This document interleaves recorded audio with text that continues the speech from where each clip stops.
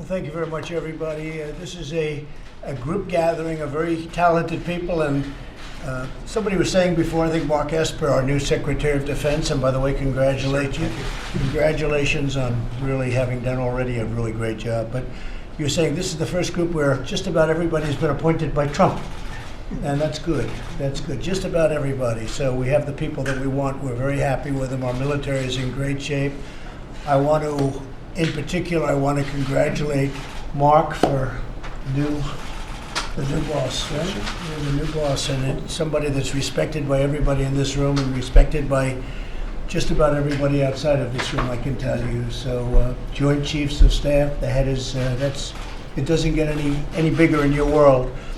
But we are having a meeting tonight. We're going to have a meeting now, and then we're going to the White House, and we're going to have dinner with the wives and the families, and we're going to have some very interesting conversation. Things are going very well with our military. We've spent $2.5 trillion since I've been president and rebuilt our military. When I came in, we were low on ammunition, and as you know, we had jets that didn't work too well. We had a lot of old planes, and we have now beautiful new planes, or certainly we have a lot of them coming, but we have a lot of them right now in stock. And we're doing things I think that nobody thought was possible. We have had extraordinary relationships with a lot of our allies, and I would say good relationships with others. But we want fairness. We want to be treated respectfully. We help a lot of nations, and they are not sometimes there for us. So we want to help the ones that we want, and we want to help the ones that deserve the help. And I think we've discussed this at length, all of us. Perhaps there'll be some changes made, and perhaps not. But we have to be respected as a nation.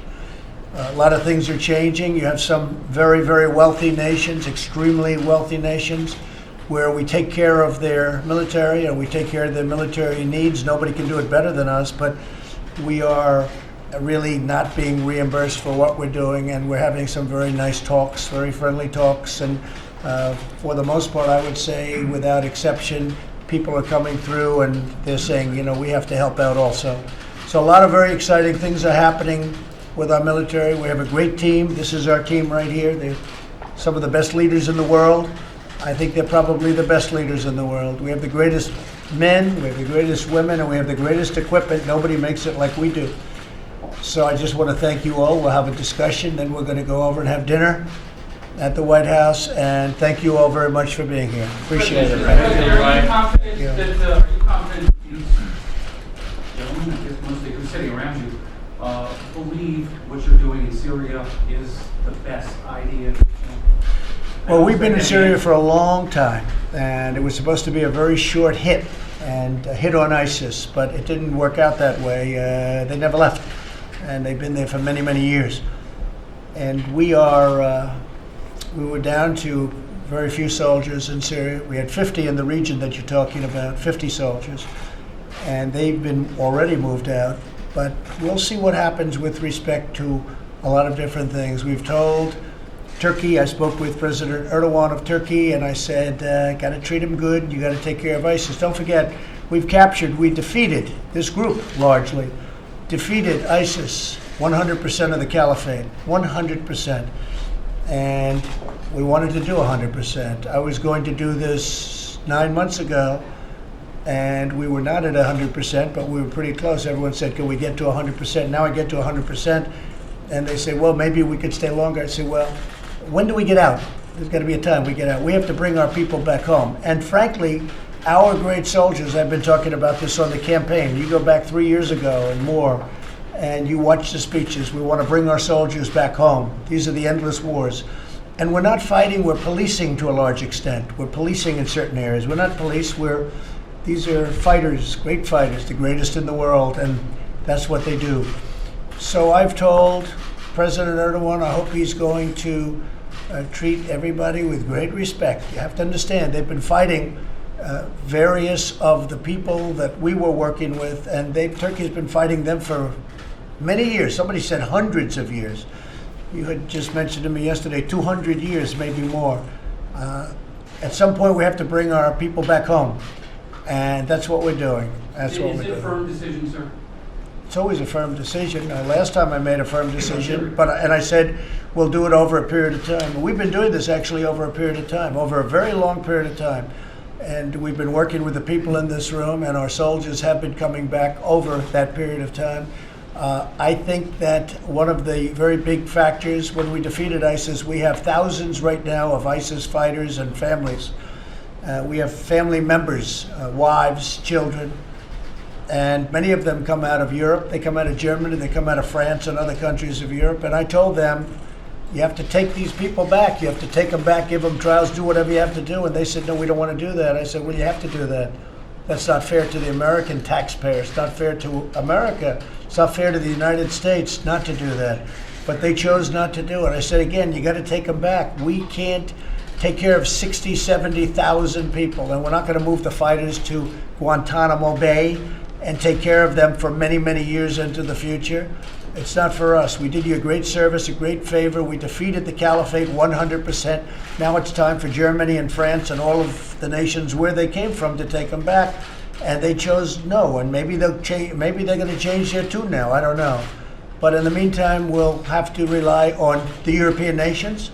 We'll have to rely on various other nations. As an example, Iran, Iraq, Turkey, Syria, Russia, and some other nations to take care of these fighters. But the American taxpayer is not going to spend 50 years of paying tax or whatever it may be that they're wherever they may be. For instance, Guantanamo, or for instance, prisons in the United States. The American taxpayer won't put up with that.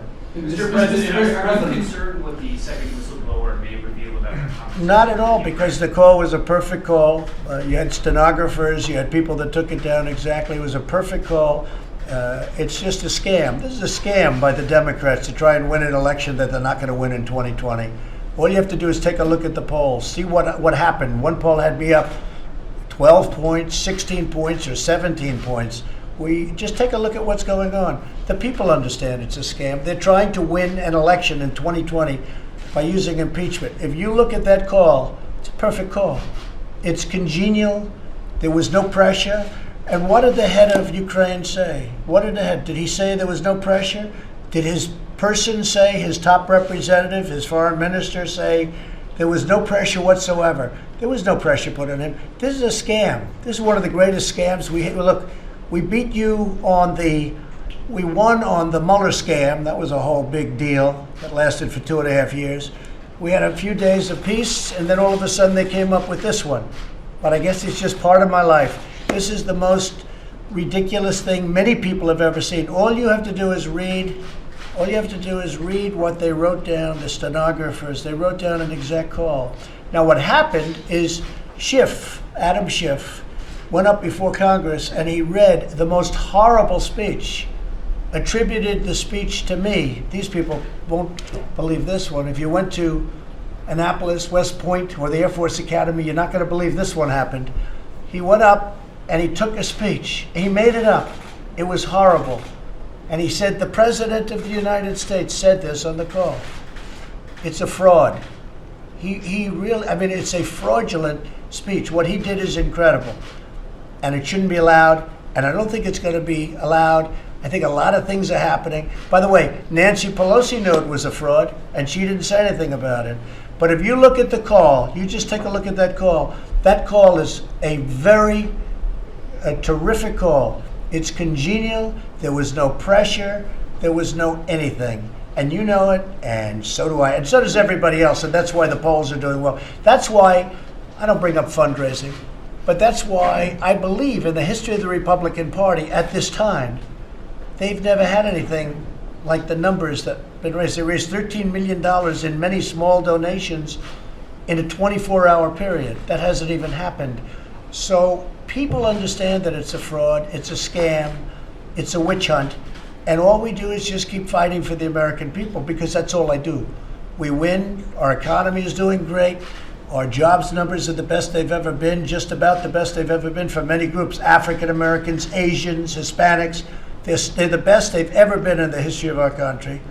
And overall, they're the best numbers in 51 years. So we're doing great things, and we're going to keep going. Thank you very much. We're going to have a